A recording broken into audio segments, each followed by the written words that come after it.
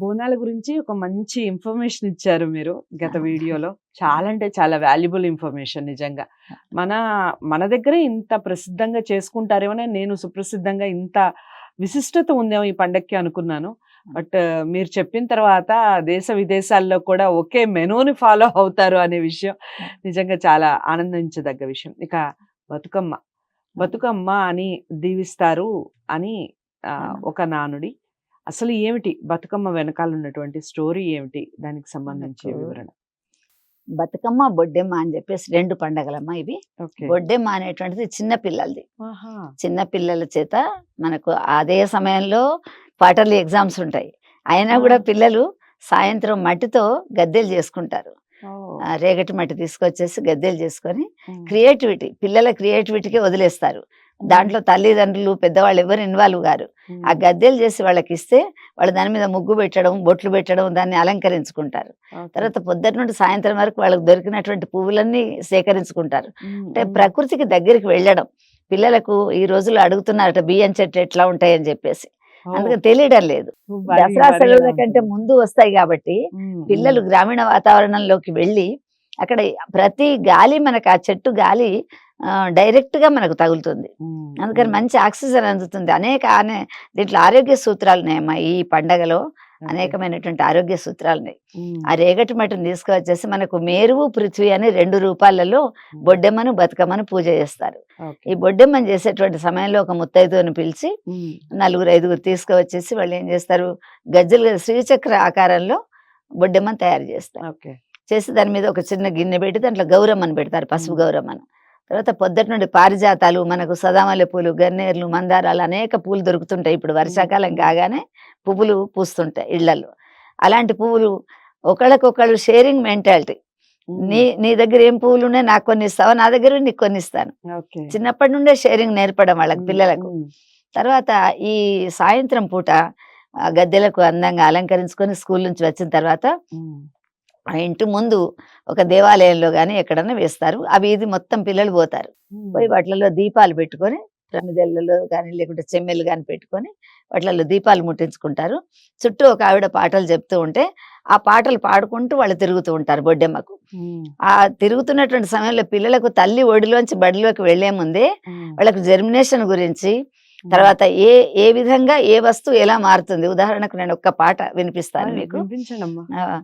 బంతిపువ్వు వెన్నీయలో, బంగారు రెక్కలు వెన్నీయలో, అచ్చచ్చ గోధుమలు వెన్నీయలో, 6 గోధుమలు వెన్నీయలో, ఎవరి వాకిట వెన్నీయలో, కృష్ణమూర్తి వాకిట వెన్నీయలో, పాలు బిండు కృష్ణమూర్తి అందుకోవే.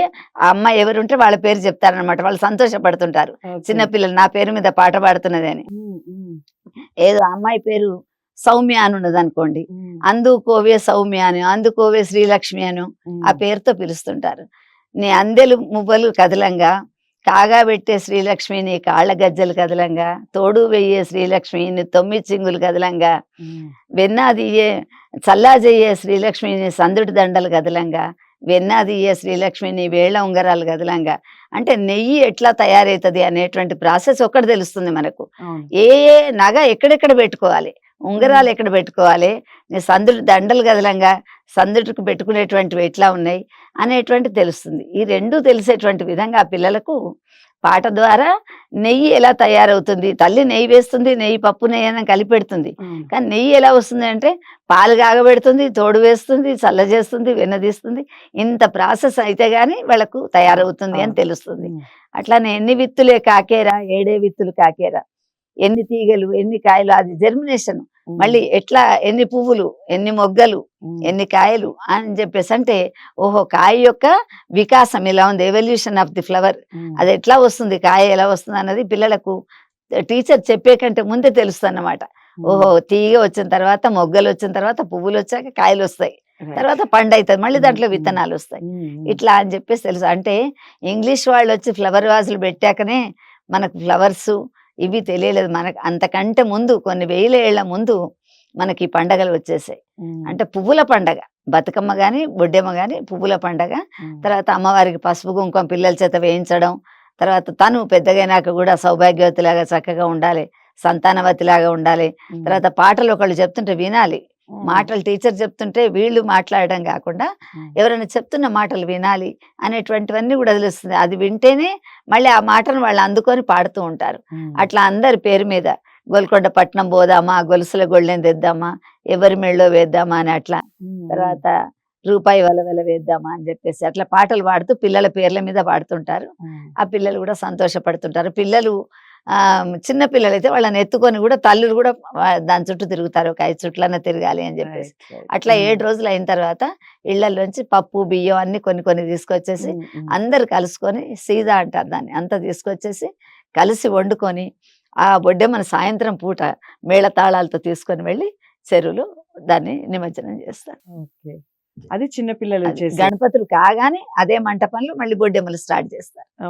అది మగవాళ్ళది అయిపోయింది, పిల్లలది అయిపోయింది, మగ పిల్లలది ఆడపిల్లలు మొదలు పెట్టుకుంటారు. సో చాలా చక్కగా అసలు బతుకమ్మని ఇలా 2 రకాలుగా చేస్తారనేది కూడా చాలా మంది. బొడ్డెమ్మ ఫస్ట్ అమ్మ, తర్వాత బతుకమ్మ. ఇక బతుకమ్మ ఏమిటి, దాని వెనకాల ఉన్నటువంటి స్టోరీ ఏమిటి, అలాగే ఈ బతుకమ్మని ఎవరు చేసుకోవాలి, ఎవరు చేసుకుంటే అసలు శుభం కలుగుతుంది ఇంటికి? ఓకే, ఇది చిన్న పెద్ద అనేటువంటిది లేకుండా ముసలి ముతక అందరు కూడా చక్కగా ఎప్పుడు తయారు కాని వాళ్ళు కూడా, పెద్ద మనుషులు కూడా మనకి వరంగల్ పద్మాక్షి గుడి, భద్రకాళి గుడి దగ్గరికి వెళితే పెద్ద పెద్ద వాళ్ళు చక్కగా నగలు చీరలు అన్ని తీసుకొని లోపల ఎక్కడో ఉంటాయి. అవి కట్టుకోలేనటువంటి పెద్ద మనుషులు అయినా కూడా తీసుకొని వాటిని కట్టుకొని చక్కగా అలంకరించుకొని లక్షణం అంటారు. మేము పోకుంటే బతికుండి బతుకమ్మ దగ్గరికి పోకుంటే లక్షణం అని చెప్పేసి అంటారు. ధర్మాంగదుడు అనేటువంటి ఒక రాజు ఉండే, ఆ రాజుకు అనేక మంది కుమారులు పుట్టారు. వాళ్ళందరూ యుద్ధానికి పోయి అనుకోకుండా యుద్ధంలో చనిపోయినారు. ఆయన భార్య సత్యవతి, వాళ్ళిద్దరూ ఇంకా పిల్లలు చనిపోయారు, రాజ్యం అంతా శత్రువులు తీసుకున్నారు, మనం ఏం చేద్దామని చెప్పేసి అడవికి వెళ్ళిపోతారు. వెళ్ళిపోయి అక్కడ తపస్సు చేసుకుంటూ ఒక దొరికినటువంటి అడవి పూలు ఏవి దొరికితే వాటిని తీసుకువచ్చేసి ఒక రాయికి పెట్టుకుంటూ అక్కడ వాళ్ళు పూజ చేసుకుంటూ ఏడుస్తూ ఉంటారు. ఉండేసరికి అమ్మవారికి తన యొక్క ఉనికిని అప్పుడప్పుడు కూడా భగవంతుడు చూపెట్టాలి అని ఏదో రూపాల్లో వస్తుంటాడు. ఆమె ఏం చేస్తుంది, అక్కడికి వచ్చేసి అమ్మ మీకు ఏం కావాలి అని చెప్పేసి అంటే, నాకు ఇలా పిల్లలందరూ పుట్టకున్నా పర్వాలేదు, పుట్టారు యుద్ధంలో చనిపోయినారమ్మా, పిల్లలు లేనటువంటి సంతానం లేనటువంటి బతుకైపోయింది, నువ్వే మాకు సంతానవతిలాగా మాకు పుత్రికలాగా వస్తే బాగుంటది అని ఆమెకు మొక్కుతారు. ఆమె సరే అని చెప్పేసి ఆ బతుకమ్మ పుట్టేటువంటి సమయానికి మునులు ఋషులు ఎవరైతే అడవుల్లో తిరుగుతున్నారో వాళ్ళకి ఆ విషయాలు తెలుస్తూ ఉంటాయి, సూచనలు. అందుకని వాళ్ళందరూ అక్కడికి వచ్చేసరికి ఈ అమ్మాయి పుడుతుంది. ఆ అమ్మాయికి వాళ్ళు ఏమి పేరు పెట్టలేరు, కొడుకులకు మంచి పేర్లు పెట్టాము, వాళ్ళు పోయినారు. వాళ్ళందరూ మునులు ఋషులే, అమ్మ కనీసం నువ్వైనా బతుకమ్మ, అందరు చనిపోయినారు, బతుకు అని చెప్పేసి ఆమెకు పేరు పెట్టారు. అందుకని చెప్పేసి ఈ బతుకమ్మ అనేటువంటిది మొదలైందని చెప్తుంటారు. తర్వాత మనకు ఇంగ్లీష్ వాళ్ళు వచ్చిన తర్వాత ఫ్లవర్స్ కాదు, మనకు గుళ్ళల్లో గోత్రనామాలు చెప్పి గులాబీలతో చామంతులతో అదే రోజులలో మనకు నవరాత్రులు అవుతుంటాయి. అదే సమయంలో బతుకమ్మలు. ఈ గ్రామీణ వాతావరణం వాళ్ళు ఏం చేస్తారంటే, ప్రకృతి మాతకు అన్ని రకాల పువ్వులు ఆమె పిల్లలే. గులాబీ పువ్వుకు పెట్టాం, గడ్డి పువ్వుకు పెట్టలేదని చెప్పేసి లేదు. ఆ మిగతా పుట్టినటువంటి అంటే ప్రకృతిలో ఉన్నటువంటి ప్రతి వస్తువుకు ఒక రోజు ఇంపార్టెన్స్ ఉంటది. మనకు వేప పువ్వు కూడా మనం ఓ రోజు పండగ అని తింటుంటాం, ప్రతి దానికి కూడా ఇంపార్టెన్స్ ముఖ్యం వేసుకుంటాం. అందుకని చెప్పేసి ఈ పువ్వులలో వచ్చేటువంటి గాలి, పుప్పొడిలో ఉన్నటువంటి అందం, చక్కటి పువ్వుల వాసన వస్తుంటది. అందుకని తెల్లవారుజామునే పిల్లలు లేవడం అనేటువంటి సెలవులు, దసరా సెలవులు వస్తాయి. అందరు దసరా అంటే సిటీలో ఉండడానికి ఇష్టపడరు, దీపావళికి ఉంటారు, మతాబులు కాల్చుకోవడం, చిచ్చుబుడ్లు. కానీ దసరా పండగ మనకు ఊర్లలోనే చాలా బాగుంటది. అందుకని సెలవులు ఇవ్వగానే అమ్మమ్మలేళ్లకు, నాయనమ్మలేళ్లకు, చిన్నమ్మలు, మేనత్తలు, రిలేషన్స్ పోతున్నాయి, సామాజిక సంబంధాలు పోతున్నాయి అంటారు. అందుకని అక్కడికి వెళితే, ఇక్కడ తెలంగాణలో ఉన్న గొప్ప విషయం ఏంటంటే అక్క, వదినే, మరదలు, అత్త అని చెప్పేసి పిలుచుకోవడం. పక్క వాళ్ళని కూడా పేర్లు పెట్టి ఎవరు పిలువరు అక్కడ. వదిన నువ్వు వస్తావా అని చెప్పేసి అంటుంటారు. అట్లా పిల్లలందరూ, మగ పిల్లలు కూడా చెల్లెళ్ళకు సాయం చేస్తారు. ఊరి బయటకు వెళ్ళి తంగేడు పువ్వు, తర్వాత కమలాలు, ఇవి కలువ పువ్వులు, ఇవన్నీ తీసుకొస్తారు. మా చెల్లె బతుకమ్మ పేర్చుకుంటది అని చెప్పేసి ఆ పిల్లవాడు చెట్టు ఎక్కడం, పువ్వులు తీసుకురావడం అన్ని తెస్తారు. నీ దగ్గర ఈ పువ్వులు దొరికినాయి, కట్ల పూలు దొరికినాయి, పొట్ల పూలు దొరికినాయి, ఒక్కొక్కళ్ళు అడుక్కుంటూ వసారాలో కూర్చొని మధ్యాహ్నం అన్ని బతుకమ్మలు చక్కగా పేరుస్తారు. తల్లి పేరుస్తుంటే చూసి పిల్ల కూడా నేను పేర్చుకుంటానని చెప్పేసి పిల్ల బతుకమ్మ ఉంటుంది. అది చిన్న తప్పులో ఈమె సెబ్బిలో పెద్దగా తాంబాణాలు చేసుకుంటే, ఆమె అంటే 12 వృత్తుల వాళ్లకు కూడా మంచి, మన పండగలలో అందరికీ పని అమ్మ, పండగ వస్తుంది అంటే 4 పైసలు వస్తాయని సంతోషపడతారు. ఈ మేదరాళ్ళు ఉంటారు, అవును. బుట్టలు అల్లేవాళ్ళు, ఇవి సిబ్బులు అల్లేవాళ్ళు. సిబ్బులు అల్లారంటే ఇంటికో 4 అమ్ముకుంటారు వాళ్ళకు. అప్పుడు వాళ్ళ పనితనం వాళ్ళ చేతుల్లో ఉంటుంది, 4 డబ్బులు కూడా వస్తాయి. అట్లానే గాజులు అమ్ముకునే వాళ్ళు, పూలు అమ్ముకునే వాళ్ళు, ఈ కొబ్బరికాయలు కళాకృతులు అమ్ముకునే. కూడా అసలు అంతేనండి. కనుమరుగైపోతున్నాయి. ద్వాదశ వృత్తుల వాళ్ళకు కూడా పండగలు వస్తున్నాయంటే సంతోషం. అవును. అందరూ కూడా మా ఊరికి పిల్లలందరూ వస్తున్నారు. గాజుల అబ్బాయి వస్తాడు బండ్లు పెట్టుకొని వీధులలోకి రకరకాల గాజులు దొరకడానికి, వాడికి 4 పైసలు వస్తాయి పాపం.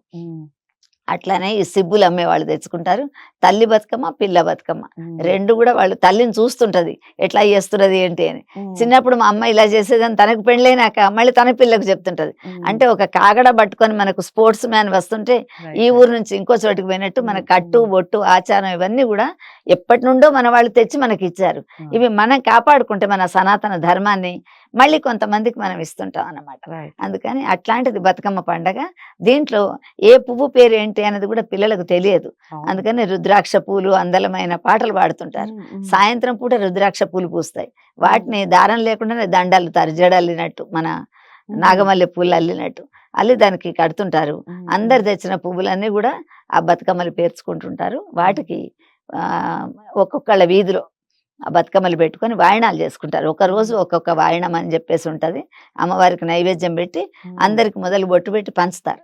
అంటే మనం తినడమే కాదు, మనం చేసుకోవడమే కాదు, ఇక్కడ ఈ తెలంగాణలో ఏంటంటే వాళ్ళకు ఉన్నా లేకున్నా ఎదుటి వాళ్ళకి పెట్టాలి, పంచాలి. ఆత్మీయత ఏమున్నది తెలంగాణలో అంటే ప్రేమ, ఆత్మీయత విపరీతంగా కనిపిస్తూ ఉంటారు.